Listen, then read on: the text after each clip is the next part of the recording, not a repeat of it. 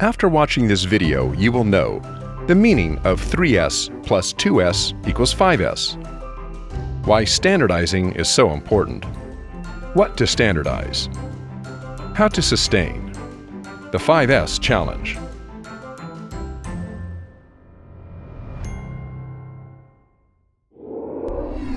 Hi, I'm Micklewright.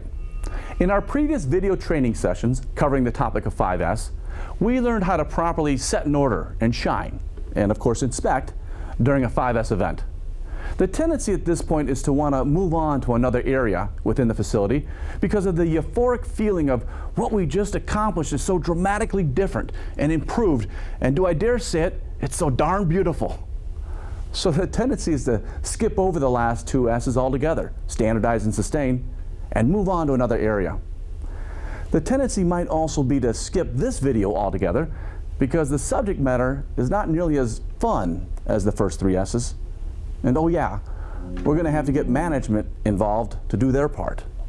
You must try as hard as possible to avoiding standardize and sustain.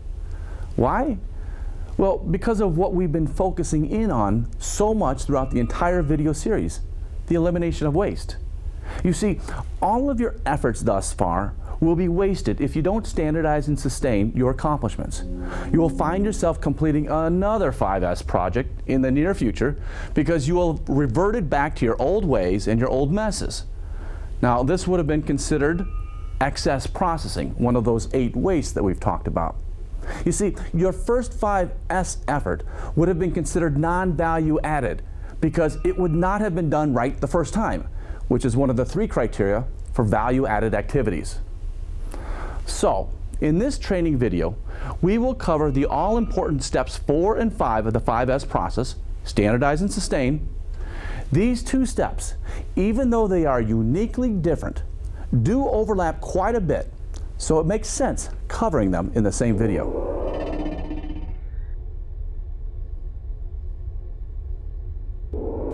So, standardize and sustain must take place before moving forward to the next area. We all agree with this, right? Now, this is tough to do, and few companies follow through at this point. Though it is tough, it is also the most important part of 5S. This is where discipline is necessary to ensure consistency and continuous improvement, and give your overall lean journey the possibility of long-term success. Though you feel very accomplished at this point, you have only just begun. Recall from the last video how 3S plus 2S equals 5S. The first 3 components of 5S are indeed about housekeeping. The 4th and 5th S, however, are about establishing a culture of discipline around standard work, leader standard work. It is this reason that 5S is a foundational tool for all lean transformations. Without establishing a culture that demonstrates the ability to establish standard work and sustain improvements, all future lean progress will ultimately go for naught.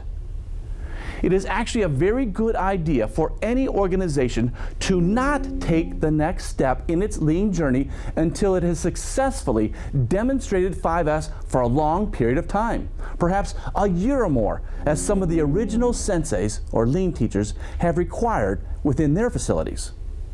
Wow, that's extreme. But think about this requirement and the importance of having a similar requirement. Prove that the overall system works within your facility and that it is properly being sustained, including the discipline, before moving on to another area. Prove